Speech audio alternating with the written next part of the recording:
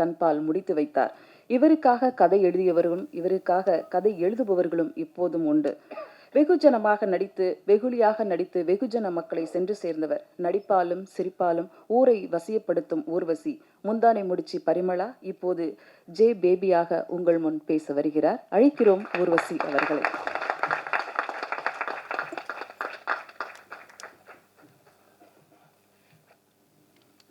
Thank you Kavitha. எல்லாருக்கும் வணக்கம். ஏன்னா அவங்க பேரும் சேர்ந்து இருக்கிறதுனால மறக்காமல் சொல்லிட்டேன். அதுக்கு தான் தேங்க்ஸ். உண்மைதான், 10வது வயசுலேருந்து ஒரு பயணம் பண்ணும்போது ரொம்ப இப்படி திரும்பி பார்க்க வேண்டியிருக்கு. பட் எல்லா காலத்துலேயுமே எல்லா இண்டஸ்ட்ரியிலையும் ஏதோ படம் பண்ணிகிட்டு இருக்கிறதுனால ரொம்ப ஒரு கேப் எனக்கு ஃபீல் ஆனதில்லை. நான் என்ன சொல்கிறது, எல்லா ஜென்ரேஷனோடவும் ஒரே மாதிரி ட்ராவல் பண்ணிகிட்ருக்கேன். இந்த படம் ஜேபிபிங்கிற படம் என்னன்னு சொல்கிறது, இந்த படம் ஒத்துக்கிறதுக்கு ரொம்ப டைம் எடுத்துக்கிட்டேன். அதுதான் சுரேஷ்ங்கிற ஒரு இயக்குனருடைய பொறுமையும் தனக்கு என்ன வேணுமோ அது பொறுமையாக சாதிச்சுட்டு தான் போவேங்கிற ஒரு ஆட்டம். பாவம் மாதிரி உட்காந்துருக்கிறாருன்னு நினைக்கிறீங்க. தனக்கு என்ன தேவைங்கிறது அந்த பாவமான முகத்தோடவே அப்படியே உட்கார்ந்து சாதிச்சு எடுப்பார். நான் திரும்ப இல்லை சுரேஷ், எனக்கு என்னமோ அந்த பேரம்பேத்திலாம் எடுத்து ஒரு கேரக்டர் பண்ணுறதுக்கான ஒரு மெச்சூரிட்டி பத்தல. நான் ஸ்பீடாக நடப்பேன், ஸ்பீடாக பேசுவேன், அப்படி தான் பொதுவாக. கொஞ்சம் ஒரு மெச்சூர்ட் கேரக்டர்னும் போது கொஞ்சம் மெதுவாக நடக்கணும், மெதுவாக பேசணும், அதெல்லாம் ரொம்ப ஆர்டிஃபிஷியலாக இருக்கும். ஃபர்ஸ்ட் ஆஃப் ஆல் எனக்கு நடிக்கவே வராது. நல்லா நடிங்கன்னா நான் மாட்டிக்குவேன். அது எப்படி நல்லா நடிக்கிறது ரொம்ப யோசிக்க வேண்டியிருக்கும். எனக்கு நிறைய சில படங்கள்லாம் அப்போல்லாம் தெலுங்கு டைரக்டர்ஸ் எல்லாம் கூப்பிடும்போது, மேடம் இது பயங்கரமாக நடிக்கிற ஒரு கேரக்டர், இதை நல்லா நடிச்சிடுங்கன்னா, ஐயோ நடிக்க சொல்கிறாங்களே, அது எப்படி தான் நல்லா நடிக்கிறது, நீங்கள் இதுதான் கேரக்டர், நீங்கள் எதாவது பண்ணுங்கன்னா பரவாயில்ல, ஏதோ வர்ற மாதிரி ஏதோ பேசிட்டு போவேன்.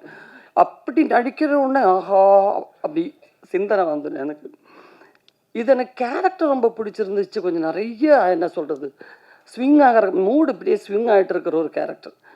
இந்த நேரத்தில் என்ன பண்ணுன்னு தெரியாது, அடுத்த சீனில் அப்படியே சிரிச்சுக்கிட்டே ஆரம்பிக்கிற மாதிரி இருக்கும், திடீர்னு கடைசியில் அழுதுறோம். அப்புறம் ரொம்ப சீரியஸாக ஆரம்பிச்சுட்டு கடைசியில் பார்த்தா ரொம்ப ஃபன்னாக இருக்கும்.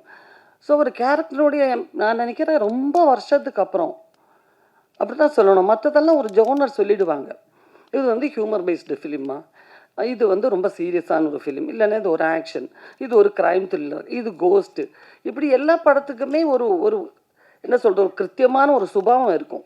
இப்படி தான் இந்த கேரக்டர்ஸ் எல்லாம். பட் இதில் அப்படி சொல்ல தெரியல, இதுதான் கதை அப்படின்னு அவர் ரொம்ப விளக்கமாலாம் எனக்கு சுரேஷ் சொல்லவே இல்லை. ஆனால் கடைசியில் வேறு வடிவெல்லாம் சொன்ன முடியாது சுரேஷ், பிகாஸ் என் ஏஜில் இருந்து ஓரளவுக்கு இருக்கிற ஒரு கேரக்டர்னா கூட பரவாயில்ல. என் பையன் 4வது தான் படிக்கிறான், என் பொண்ணெல்லாம் திட்டுவா, அவங்க கூட இருக்கிற பசங்க உங்களை இப்போ இந்த பாட்டின்னு சொல்கிற அளவுக்கு கேரக்டர்லாம் பண்ணி வச்சிடாத, இது ஆண்டியோட நிறுத்திக்கோ அப்படின்னுவா. நான் அவளும் காலேஜில் படிக்கிறாள். ஸோ சிலதெல்லாம் அவங்களுக்காகவும் பண்ண வேண்டியிருக்கு. எல்லாம் சொல்லி முடித்து கடைசியில் சுரேஷ் முகத்தை பார்த்தா பின்ன எனக்கே டவுட் வரணும், இவர்கிட்ட தான் சொன்னேன் நான் ரொம்ப நேரமாக, இல்லை இவர் காதில் விழலையா? சரிம்மா இல்லை நான் சொன்னது உங்களுக்கு புரிஞ்சிச்சா சுரேஷ்? புரியுது. சரிம்மா, அப்போ நம்ம என்ன பண்ணலாம், எப்படி பண்ணலாம்? சார் நான் அதுதானே சொல்கிறேன், இந்த மாதிரிலாம். ஓ கரெக்ட் ஆமாம்மா சொன்னீங்கல்ல. சரி அப்போ எப்போ ஷூட்டிங் வச்சிடலாம்? திரும்ப கடைசியாக ஒரு லேப்டாப் எடுத்துகிட்டு வந்துட்டு, ஆமாம் இதுதான்மா சுரேஷ், இருக்கட்டும் சுரேஷ், அது மூடுங்க முதல்ல, இருக்கட்டும், நான் தான் சொன்னேனே இந்த மாதிரி சில, அது கரெக்டுமா, நீங்கள் சொல்லிட்டீங்க ஓகே, ஆனால் இதை பாருங்கள், அது எடுத்து ஓப்பன் பண்ணி அவர் பாட்டுக்கு தான் நினச்சது சாதிக்காமல் இந்த வீட்டிலேருந்து போகிறதில்லைன்னு முடிவு பண்ணிட்டார். நம்ம அப்படி ஒருத்தர் கங்கணம் கட்டிக்கிட்டு வந்தால் நம்ம மாட்டிக்குவோம் நம்மளும். ஐயோ என்ன பண்ணுறது, துப்பாக்கி எடுத்துகிட்டு மரியாதையாக நடிக்கிற இல்லைன்னா கூட பரவாயில்ல, என்ன மிரட்டுற அப்படின்னு கேட்டுடலாம். இது ஒன்றும் மிரட்டல் கிடையாது, உருட்டல் கிடையாது, பெரட்டல் கிடையாது.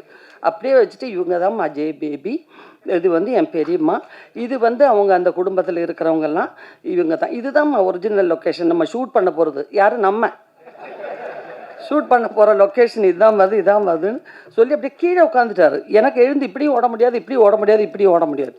நானும் அந்த சோஃபாவில் அப்படியே உட்காந்துட்டேன். கடைசியில் என்ன பண்ணுறது, ஷூட்டிங் டேட்டை பற்றி பேசுங்க, மற்ற ஃபார்மாலிட்டி எல்லாம் யார்கிட்ட பேசணும். இந்த 2 வார்த்தையை 1 மணி நேரமாக பேசி பேசி எனக்கு வேறு வழியில் சரியா படம் பண்ணுறேன் அப்படிங்கிற முடிவுக்கு நான் வந்தேன். ஆனால் அந்த பொறுமை அந்த ஷூட்டிங் முழுக்க முழுக்க நான் கவனித்தேன். ஏன்னா ஒரு படம் என்னதான் அந்த தான் வாழ்க்கையில் நடந்த சம்பவமாக இருந்தும் கூட எப்போவாவது ஒரு இயக்குனருக்கு ஒரு சின்ன பதட்டம், இல்லை பப்ளிக் ரோடில் நிறைய ஷூட் பண்ணியிருக்கோம். இந்த கேமரா ஜெயந்தையும் ரொம்ப ஒத்துக்கணும். ஏன்னா நடு ரோடெல்லாம் ஷூட் பண்ணி நாங்கள் பாட்டுக்கு அந்த ரோட்டில் ஓடுறதெல்லாம் ரொம்ப கஷ்டப்பட்டு தான் ஷூட் பண்ணோம். ஏன்னா வித்தவுட் பிரேக்கில் போய் அந்த வெயிலில் அந்த மெலடி ஒரு ஆக்ட்ரஸ் தானான்னு எனக்கு ரொம்ப டவுட் இருந்துச்சு. ஒரு 5-6 நாள் இந்த பொண்ணை இந்த கூட்டத்தில் இருந்து வந்துச்சா இல்லை இந்த ஃபேமிலியில் இருக்கிற பொண்ணா, அப்படி ஒரு இமோஷனலான ஒரு முகம், அவ்வளோ நேச்சுரலான பெர்ஃபார்மன்ஸ். அண்ட் நம்ம தினேஷும் மாறனும் எல்லாருமே, நான் தினேஷுடைய ஒரு ரசிகன்னு சொல்லணும். ஏன்னா அவ்வளோ ஒரு என்ன சொல்கிறது, மனசு முழுக்க அந்த கேரக்டரு அந்த இமோஷனை ஏற்றுக்கிட்டு அப்புறம் தான் வெளியே வரும். இப்போ நான் பிகினிங் டேஸ்லலாம் சுரேஷ்கிட்ட கேட்டேன், சுரேஷ் ஒன்றும் தினேஷ் முகத்தில் ஒன்றுமே இருக்கிற மாதிரி தெரியல, அப்படியே ஒரு சன்னியாசினியுடைய நிசங்கமான ஒரு முகம். இதை வச்சுட்டு நமக்கு நிறைய இமோஷ்னல் சீன்லாம் வருது. நான் படங்கள்லாம் பார்க்கும்போது நல்லா இருந்தது, அட்டகத்தி, விசாரணை எல்லாம் பார்க்கும்போது இருந்தது. அப்படி தான் இதில் இருக்குமா இருக்கும் அதெல்லாம் இருக்கும், ஒன்றும் கவலைப்படாதீங்க. ஆனால் படத்தை பார்க்கும்போது உண்மையிலே அந்த இமோஷனில் சில சீன்ஸ் எல்லாம் எனக்கு சாதாரணமாக தெரிஞ்சு தர ஆக்ட் பண்ணும்போது. அப்புறம் தான் நினச்சேன் நம்மளும் இப்படி தான் நினைப்பாங்களோ, முகத்தில் ஒன்றும் சரியாக தெரியல. அதுக்கப்புறம் சொல்லணும்னா நம்ம மாறனுடைய பொதுவான ஒரு என்ன சொல்கிறது, அந்த ஒரு டீமே இல்லை இங்கே. நீங்கள் கலாய்க்கிறதுக்கு சுரேஷையும் கலாய்க்க முடியாது. ஏன்னா அதுக்கெல்லாம் ரொம்ப அப்பாற்பட்ட ஒரு முனிவர். அவர் வாட்டுக்கு நடந்து, அவர் வாட்டுக்கு வந்து, அவர் வாட்டுக்கு நின்று, நீங்களாம் என்ன பெண்ணுங்கய்யா, நான் தான் அதை முடிவு பண்ணி வந்துட்டேன், இதை எடுத்துக்கிட்டு தான் போகிறது அப்படின்னு. தினேஷ் வந்து மாறன் உட்கார்ந்துருக்கிறத பார்த்தாலே சிரிச்சுக்கிட்டே அப்படி ஆகிற ஒரு ஆள். எனக்கும் இதை பார்த்தீங்களா, அந்த கோழி குஞ்சு முட்டையிலேருந்து விரிஞ்சா மாதிரியே ஒரு முகத்தை வச்சுக்கிட்டு யாரை கலாய்க்கலான்னே இப்படி ஆராய்ச்சி பண்ணி, அதுவும் கல்கட்டாலாம் நம்ம வெளியூர் தெரியாத ஒரு ஊரில் ஷூட்டிங் போனால் அங்கே சாப்பாடு எப்படி இருக்கும், இல்லை அதை ஆர்டர் பண்ணி சாப்பிட்டுக்கலாம், இதை வாங்கி சாப்பிட்லாம், இப்படியெல்லாம் ஒரு ஆசை இருக்கும். வாய்ப்பே இல்லை. கல்கட்டா வெறும் தித்திப்பாக கிடைக்கும் நிறையா. அப்புறம் மீன் குழம்புலேயும் தித்திப்பு இருக்கும், எல்லாத்துலேயும் சர்க்கரை போட்டுருவாங்க. ஸோ அது எங்களுக்கு மெஸ்ஸில் நல்ல ஃபுட் அது வந்துட்டுருக்குன்னு ஒரு சேஞ்சுக்காக சொல்கிறேன். அதில் வேறு ஒரு மாதிரி என்னத்தான் இந்த ஊரில் வாங்கி சாப்பிட்றது, 1/2 கிலோ பூண்டு 1/2 கிலோ வெங்காயம் வாங்கிட்டாயா, ஒன்றுமே கிடைக்கலன்னா பூண்டு வெங்காயமாக வாங்கி திம்பிங்க அப்படிங்கிற மாதிரி கவரில் கொண்டு வந்து வெங்காயத்தை எடுத்து வச்சு தின்னுட்டு இருப்பார். ஒன்றுமே முடியலைன்னா அந்த பொண்ணு அசிஸ்டன்ட் டைரக்டர் பொண்ணு ஜெஸ்ஸி, அவளை கலாய்க்கிறது. இப்போ நான் இப்படியே பார்த்துட்டே இருப்பேன். ஏன்னா பாவம் ஒருத்தர் இப்படி இயலாமல், ஏன்னா அந்த சந்தானம் டீம்லலாம் எல்லாம் கவுண்டர் பேசிக்கிட்டே இருப்பாங்க, இங்கே வேறு வழியே இல்லை. நானும் வேறு ஒரு மாதிரி அந்த ஒரு இதில் தானே மேக்கப்பில் தானே உட்காந்துருக்கேன், ஒன்றும் என்கிட்ட ஒன்றும் பேசுகிறாப்புல இல்லை. அப்புறம் அந்த பொண்ணை பிடிச்சிட்டு, ஏம்மா அது என்ன லொடன்னு பேண்டை போட்டு தெரியுது மேடம், ஏன்பா, இல்லை அங்கே பாருங்களேன் எங்கள் வீட்டிலலாம் மாவு மிஷின் இருக்கும் பார்த்தீங்களா, அந்த துணி காணாமல் போயிடுது எங்கள் ஏரியாவில் எடுத்து, இந்த பொண்ணு தான் எடுத்துக்கிட்டு போய் பேண்ட்டு தைக்கிது போல இருக்குது. ஒரு வழி இல்லாமல் யாரை கலாய்க்கிறதுன்னு தெரியாமல் நாய்க்கு பூனைக்கெல்லாம் டப்பிங் பண்ணிக்கிட்டு இருந்தது ரோட்டில். பட் அவரே ஒரு ஸ்டேஜில் அந்த படத்தில் இமோஷனலாக நடித்து நான் படம் பார்க்கும்போது உண்மையிலே எனக்கு கண்ணில் தண்ணி வந்துருச்சு. ஏன்னா எல்லாம் இப்போ நடிகருக்குள்ளேயும் இருக்கிற அந்த ஒரு திறமையை இது கண்டெடுத்தது ரஞ்சிதா சுரேஷா 2 பேருக்கும் ஹேட்ஸ் ஆஃப்.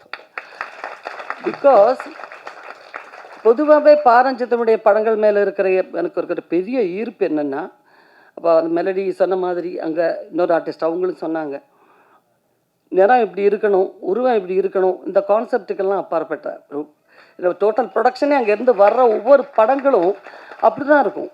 ஏன்னா எப்படி இவங்க ஆர்டிஸ்ட்டை செலக்ட் பண்ணுறாங்கன்னு நமக்கு வியப்பாக இருக்கும்.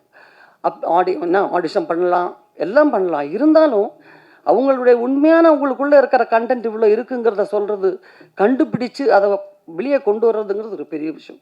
எத்தனை பேர் ஆர்டிஸ்ட் வந்திருப்பாங்க இப்போ இதிலே பாருங்கள், எவ்வளோ பேர்னு நிறைய பேர் ஆக்ட் பண்ணியிருக்காங்க. அதில் கொஞ்சம் பேர் தான் வந்திருக்காங்க, மீதியெல்லாம் யாரும் வரல. அவ்வளோ ஆர்டிஸ்ட்டுங்களை கொண்டு வந்திருக்காங்க. அண்ட் பொதுவான ஒரு விஷயத்தை எடுத்து அந்த கதை எப்படி நம்ம வெங்கட் பிரபு சொன்னது 100% கரெக்டு. ஏன்னா அந்த இந்த கதையை நான் கொண்டு வரலாம், அது மேலே நம்பிக்கை வந்திருக்குன்னு சொன்னால் அது ஒரு தயாரிப்பாளருடைய தைரியம். நான் எப்போவுமே கமல் சாரை சொல்லுவேன்னா, மகளிர் மட்டும் மாதிரி ஒரு படம், நான், ரேவதி, ரோகிணி, மார்க்கெட்டில் மஸ்டாக இல்லாத 3 கதாநாயகிகள் இருக்கலாம், இவங்க இருந்தால் தான் படம் ஓடணும் அப்படிங்கிறதெல்லாம் இல்லாத ஒரு டைமில் எங்களை நம்பி ஒரு கதையை படமாக எடுக்கிறதுக்கு அவர் அவ்வளோ தூரம் பிளான் பண்ணி ஒர்க் பண்ணுறாரு. எதை வச்சு எங்களை நம்பினார்னே நினச்சிக்கிட்டு இருப்பேன் நான் பாதி படத்துக்கு வேலை வரைக்கும். அந்த மாதிரி இப்போ இந்த கதையை பாருங்கள், அவர் நீலம் ப்ரொடக்ஷன்ஸ் நினச்சாக்கா எவ்வளோ பெரிய ஹீரோஸை வச்சு எப்பேற்பட்ட படங்கள் வேணலாம் பண்ணலாம், பண்ணிகிட்டு இருக்காங்க. But at the same time இந்த ஒரு கதையை நம்பி இப்படி ஒரு படம் எடுத்ததான்னு நினைக்கும் போது நான் டப்பிங் டைம்லாம் சுரேஷ்ட சொல்லுவேன், எப்படி சுரேஷ் நீங்கள் கூட திங்க் பண்ணும்போது ஃபஸ்ட்டு கிடச்சிருக்கு, நீலம் ப்ரொடக்ஷன்ஸ் மாதிரி நல்ல ஒரு ப்ரொடக்ஷன் உங்களுக்கு கிடச்சிருக்கு, ஏன் கொஞ்சம் அந்த மாதிரி ஒரு படம் ஏன் நீங்கள் பிளான் பண்ணலை? இல்லைம்மா, எனக்கு இதயத்துக்குள்ளே வந்த கதைகள் பண்ணணுன்னு தான் எனக்கு ஆசை. என் மனசுக்குள்ளார இருந்த அந்த எமோஷன்ஸு நம்ம வாழ்க்கையிலே அவ்வளோ விஷயங்கள் வெளியே கொண்டாடுறதுக்கு இருக்கும்போது வெளியே போய் என் கதையை தேடுவானே, அதனால தான் இந்த ஒரு கதையை எடுத்தேன் அப்படிங்கிறது. அண்ட் ஒவ்வொரு சீனும் அந்த ஒவ்வொரு லொக்கேஷனும் சாதாரண ஒரு ஃபிலிம் லொக்கேஷன் மாதிரி இல்லை, ஷூட்டிங் மாதிரி இல்லைன்னு ஒவ்வொருத்தரும் சொல்கிறதுக்கு காரணம் மினிமம் அளவில் இருக்கிற ரூம்ஸில் எல்லாம் ஷூட் பண்ணியிருக்கோம். அது ஜஸ்ட் அந்த கேமரா மட்டும்தான் விற்க முடியும். அந்த மாதிரி ஒரிஜினல் லொக்கேஷனில் தான் ஷூட் பண்ணியிருக்கோம். சார் எனக்கு பதில் சொல்கிறீங்களா, அங்கே சொல்கிறீங்களான்னு தெரியலையே.